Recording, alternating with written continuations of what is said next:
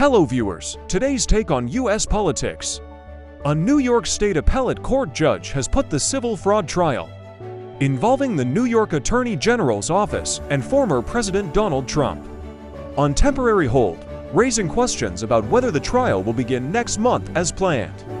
According to three people familiar with the court ruling, the appellate judge agreed to an emergency request by lawyers for Trump, his eldest sons, and the Trump Organization, who asked the appeals court to slow down the litigation until Judge Arthur Engoron, the lower court judge overseeing the case, rules on a key issue.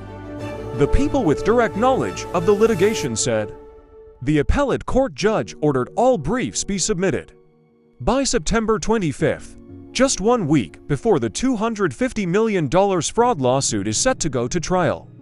On October 2nd, the start of trial could potentially be delayed, depending on when the appellate court rules. If the lower court issue is resolved sooner, and the appeals court agrees, the trial could start on time. We are confident in our case, and will be ready for trial, New York Attorney General Letitia James said in a statement.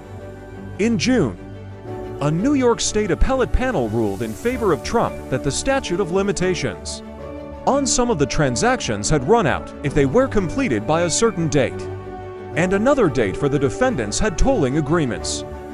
The panel ordered Engoron to determine, if necessary, the full range of defendants bound by the tolling agreement. The appeals court dismissed Ivanka Trump from the lawsuit. Lawyers for Trump and James have each asked Engoron to rule in their favor in pretrial motions. James' office asked the judge to find that Trump's financial statements were false and misleading. Trump's lawyers asked the judge to dismiss the case, relying in large part on the statute of limitations.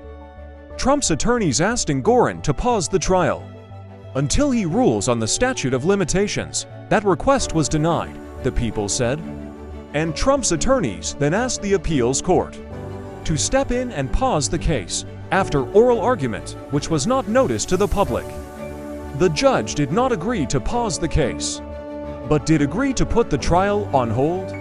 If Engoron rules on the statute of limitations at the September 22nd hearing, it could potentially resolve the issue before the appeals court. Thanks for watching, and please subscribe to our YouTube channel for more on U.S. politics.